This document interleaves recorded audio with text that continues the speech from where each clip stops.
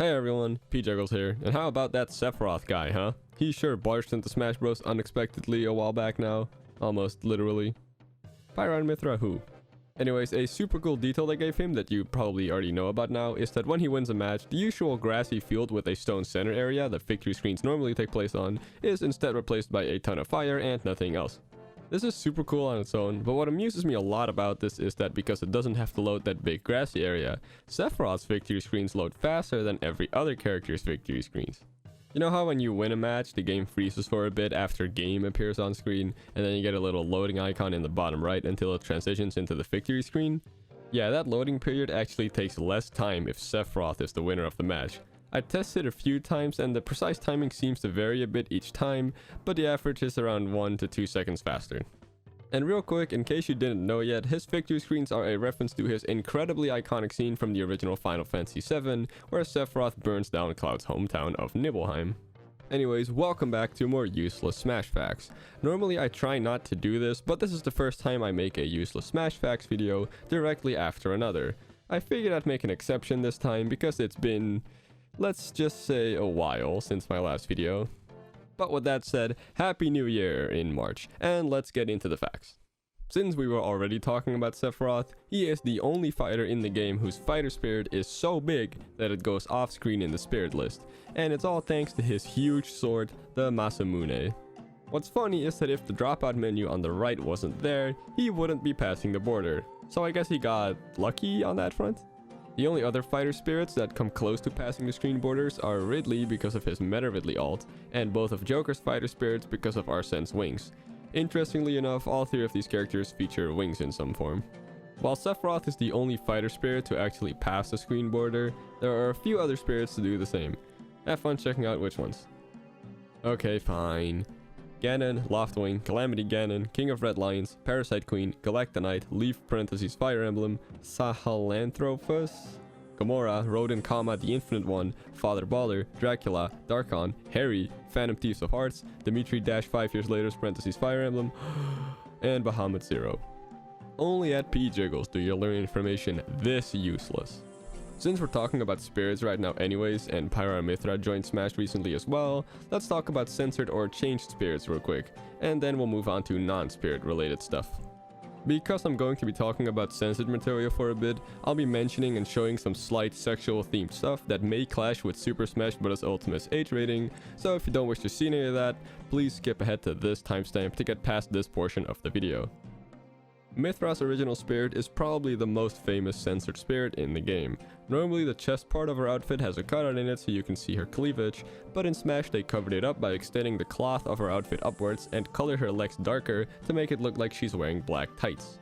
Interestingly, they later added an Ox core called Massive Melee Mithra to Xenoblade Chronicles 2, which gives her this look when equipped, making this censored Smash design technically an official canonical design. Pyra's original spirit wasn't censored at all, even though when she eventually became a playable character, they did censor her as well by also giving her black tights. It'd be cool if they eventually added the Smash version of Pyra to Xenoblade Chronicles 2 as well via a new Ox core, just like they did with Mithra. I doubt it though, since the last time the game got any new content was all the way back in November of 2018. If they do add it though, my prediction is that they're gonna call it Massive Combo Pyra. Just pointing it out because I want to see if I'm correct if it does happen. Anyways, because Pyra and Mithra already had spirits when they were added as characters, they obviously gave them new spirits to go along with their inclusion, just like with Min Min.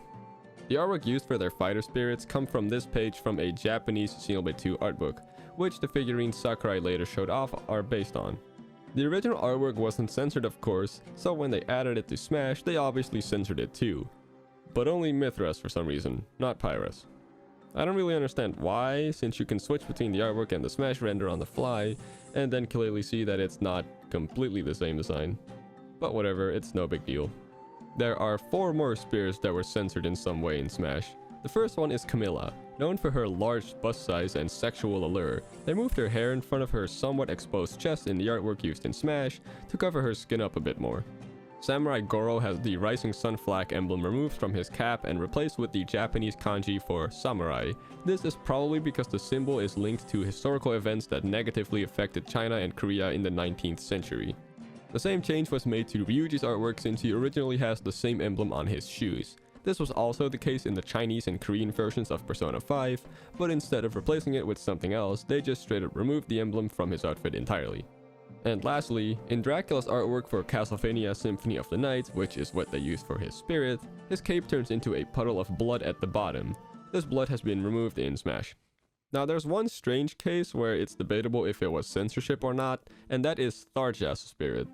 As you can see, it uses her portrait art from Fire Emblem Awakening, while every other character from that game, Lucina, Chrom, Lisa, Lon Q, Cordelia, Anna, Gangrel, Walhart, Owain, and Severa, all use their full character artworks. Tharja is the only one that doesn't. This might have been done for censorship reasons, so you wouldn't be able to see her legs. It wouldn't be too far-fetched considering we know there was supposed to be a Tharja trophy in Smash for 3DS, which was cut in the final game because Tharja as a character is pretty sexually revealing, which might have raised the game's age rating. But then again, that's kind of ridiculous in my opinion, considering there are plenty of other female spirits in the game where you can see their naked legs, even underwear in one case, while Tharja's legs are covered by black tights. Speaking of her legs though, one thing I find extremely weird is that the actual sprite in-game used in these conversations doesn't go past her stomach, but it does in Smash. I looked all over the place and I wasn't able to find this artwork that goes past her stomach anywhere. The only one I could find that came close was this piece of concept art of her, which ended up being the final design. It's the same pose and it goes past her stomach, but her expression is different and it's of course not colored in. So my theory is that the Smash team asked the Fire Emblem team, Intelligent Systems, if they could have the full artwork of her in-game sprite, and then used half of that in Smash. It's pretty cool to me to see artwork that was never used or shared publicly, repurposed for Smash. Some more spirit changes is that the character Olaf from Advance Wars has white hair in the Japanese version of the games, and brown hair in the Western versions. In Smash, they strangely used this render of him, which is normally for the Western versions, and colored his hair white, instead of just using this artwork. You might already be aware that upon launch of Smash Ultimate, the artwork used for the Masked Man spirit was actually fan art by DeviantArt user WarpStarX. The reasoning for this was very likely because back when this game was in development, and even today still, if you Google image search Mother 3 Masked Man, the fan art in question was the first image that would show up. So that means the Smash devs just googled some artwork they ended up using in the game as spirits, which confuses me because there's no way they wouldn't have access to the sprite sheets used in the Mother games, which they could have easily upscaled pixel perfectly with Photoshop. It's really not that hard, even I can do it. Anyways, this issue was fixed very shortly after the game released, in patch 2.0.0, which is the one that added Piranha Plant as a playable fighter. You probably already knew that fact about the Masked Man spirit, but what you might not have known yet is that there were 10 other Mother spirits that were changed in the same patch. Specifically Eve, Flying Man, Buzz Buzz, Nessa's father, Dungeon Man, Master Belch, Boney, Kumatora, Ultimate Chimera, and Absolutely Safe Capsule. For all of them, they edited them to have the pixels be perfect squares like they're supposed to be, because they all weren't before for some reason. And also they made some slight changes on a few of them, like extra shading on Boney, or removing the pixels between the phone and the stand on Nessa's father. And the very last spirit to be changed after the game's launch, that I know of, is Cloud. Originally, his fighter spirit just used his Smash render because I guess Square Enix was too stubborn to give the Smash team the original Final Fantasy VII artwork. But they changed it in patch 10.1.0, the one that officially added Sephiroth. Probably because they thought, well, we're adding all the other Final Fantasy VII character spirits, might as well update Cloud's. And so they did. But they left his Advent Children costume as is. They couldn't have given him this official render as a spirit or something. Very cool. So those were all the spirit related facts I wanted to talk about. Since it's been a very long time since my last upload and this is the second useful Smash facts I'm making in a row, I wanted to do something special this time. Normally when I make these videos, I try to group a lot of facts relating to each other together, and then I do 3 or 4 segments of those in a video. But this time I want to dedicate the second half of this video to a lot more facts that aren't related to each other, so you're getting a very mixed plate here. Also, these facts have been in my Use of Smash Facts notepad forever, because I've never been able to group them with anything else. Here we go. If you set the game to Japanese and go to Voices in the vault, you can see the names of the characters, announcers, Pokeball summons, assist trophies, and the enemies' voice actors, but not in the English version. That is so lame. Even the names of the few characters whose voice actors have English names in all regions are there, like Charles Martinet for Mario, Luigi, Dr. Mario, Wario, and Waluigi, Sandra Mobus for the announcer, Sam Kelly for Peach, and so on. It's extra stupid their names aren't there when you realize their names are in the game's credits anyways. Compared to the Japanese version, there's just a small empty space under all the voice lines now. It can't be that hard to put all the English voice actor names there, right? Considering they already, did it. Or maybe they were just too lazy to look them all up and put their names there. And even if that's the case, here, I'll do it for you.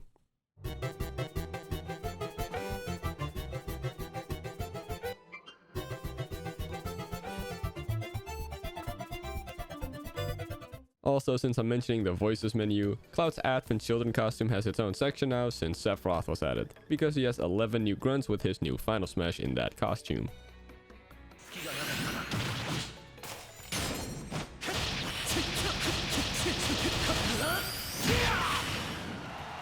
Not entirely related to the last fact, but this is a nice segue. There are 4 characters that have the same name in the Japanese and English versions of the game, but are pronounced differently by the announcer.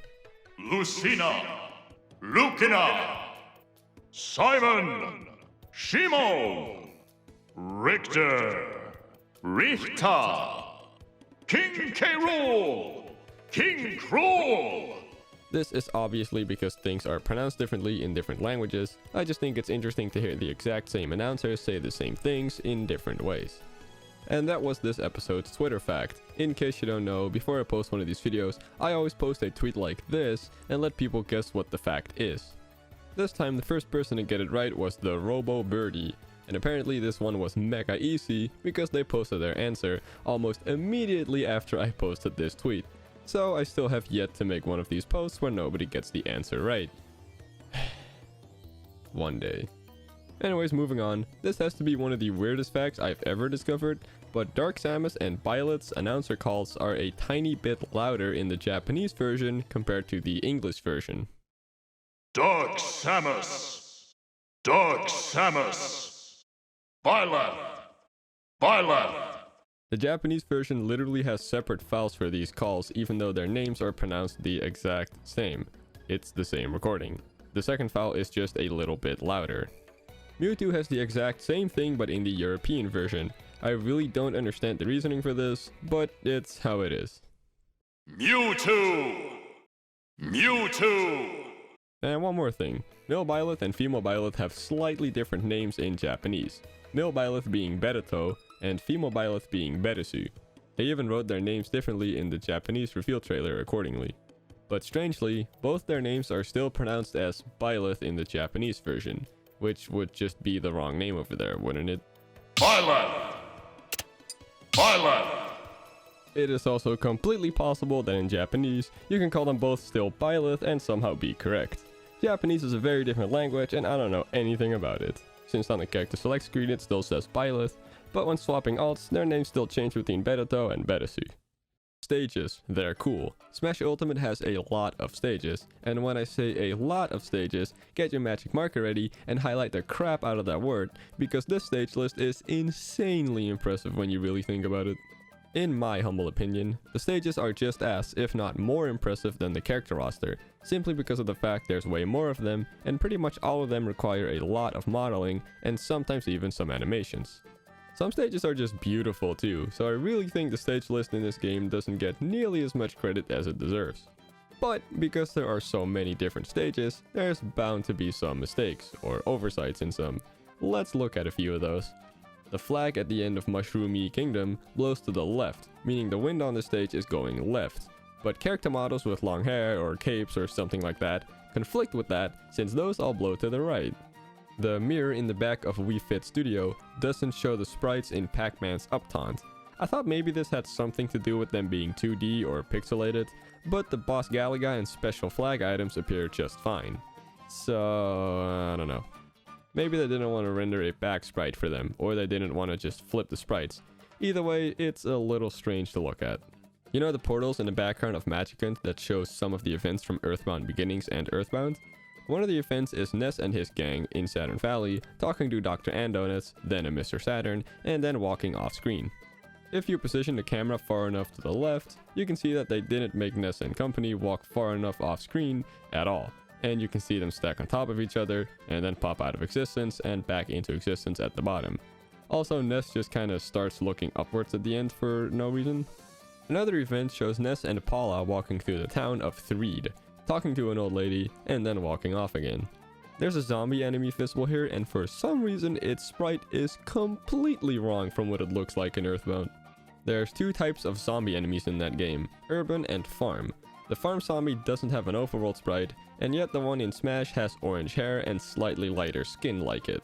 It also seems to have random blue spots all over its body? Really, what happened with this sprite? Why couldn't they just take the urban zombie sprites from Earthbound? And lastly, in the rip that shows Ness and friends at Lumine Hall, the text on the wall uses the wrong font. Maybe the font in Smash is easier to read from a distance? Not really. Now, I don't know if there are any mistakes in the Earthbound beginning scenes in these rips, and that's because I haven't played it. The Duck Hunt stage is a pretty faithful recreation of the 1984 NES classic, but there are a few little mistakes I found in the sprites of the dog. On the sprite where he holds up one duck, which is always in his left hand, one of the pixels on his tongue is moved down, and another dark pixel on his arm was just removed. In both of the laughing sprites there's an error. In the first one he has an extra pixel for his teeth at the bottom left of his mouth, and in the second one he has an extra black pixel on his lower arm. The ducks don't have any off pixels like that. However, in the original Duck Hunt, the red duck had 5 sprites with a few green pixels on its head, probably accidentally left over from a duck that actually has a green head. This was fixed in Smash in those sprites. Now, a mistake that has nothing to do with the original game: if you hit both ducks, the second duck you hit will be in the dog's right arm, and that duck has a block on its model with a texture error on it. It doesn't matter which color duck it is either, it happens with any of them. In the original sprite, this pixel would have just been white, with any duck. And what's even weirder is that this mistake wasn't in Smash 4, so it's new in Ultimate. Strange. Speaking of Smash 4, the Game & Watch system the Flat Zone X stage takes place on is labeled Smash Brothers at the top. This was changed to Super Smash Bros in Ultimate. However, in the PAL version, it was updated to just Smash Bros without the Super, which is pretty funny considering in the stage's preview image, it does say Super Smash Bros, even in the PAL version. You know how the Frigate Orpheon stage flips upside down every now and then? Well, when it does, what happens to the other side? Well, luckily Olimar is here to help you answer that question. His final smash normally has him flying up in the Hokotate Fright steamship and come crashing back down. But on Frigate Orpheon, he will just straight up fly through the other side, which is still fully loaded out of view. I guess he really is a bad flyer. The same thing happens to the other side, even before the stage has flipped once. The New Donk City stage features the Odyssey ship flying in the background. Pretty cool. However, the number on the sail indicates that it has 21 power moons powering it, which would be impossible since in Super Mario Odyssey, you can't get to New Donk City until you've collected 55 moons. Also, you get to New Donk City right after you crash land in Lost Kingdom, which roughs your ship up. So technically, the ship in the Smash stage should also be roughed up. Though I get why they didn't. It looks nicer. I don't know if this is a mistake or not, but the Tomodachi Life stage has a fire escape staircase on the left side of the building that doesn't go anywhere. There are no doors or windows attached to it, so it's completely useless. Also, the building has absolutely no entrance. I guess the Miis that live there are just stuck forever. And real quick, in the spirit of Pyra and Mithra joining Smash, here's a Xenoblade related fact. Hero Upon Ricky is an assist trophy in Smash 4 and Smash Ultimate. Pretty cool. But there was a little mistake with him in Smash 4. Or maybe it was intentional for some reason. Ricky's normal appearance loadout is this, which makes him look like this, which is obviously what they would make him look like in Smash, right? Well, for some reason, be it intentional or not, he has his normal appearance in Smash 4, except his hair, which has the Ekru style, basically meaning naked style. It's the appearance when you take off a piece of someone's armor. This was the case for his assist trophy, regular trophy, and appearance in Shulk's Final Smash. All of this was fixed in Ultimate, maybe because this time they also had to include his official artwork. And for this video's final fact, Inklings get fiery hair when they have their Final Smash ready, which is a reference to how the same thing happens in Splatoon when they have their special ready. I just think that's a super neat little detail, and I love it when the Smash team adds tiny references like that. Splatoon 3 hype. Well, that's the video. Now before you go, if you enjoyed this video, please consider leaving a like. Since I've been gone for a while, the YouTube algorithm isn't going to be very nice to me, so leaving a like will make YouTube recommend this video to more people, which would really help me out. Thanks. I kinda like the many different small facts theme I went with this time. I don't know if I'll stick to it though. Usually I stay on the same subject for a while, because as I'm writing facts, I usually discover more things about it that I want to talk about. Or as normal people call it, I like rambling when I speak. Anyways, I'm sorry again for the gap between this video and the last one. My goal for 2021 is to upload more videos than in 2020, which was 9. The dream would be to upload 15 or more videos this year, but I'll have to really focus to make that happen. We'll see how it goes.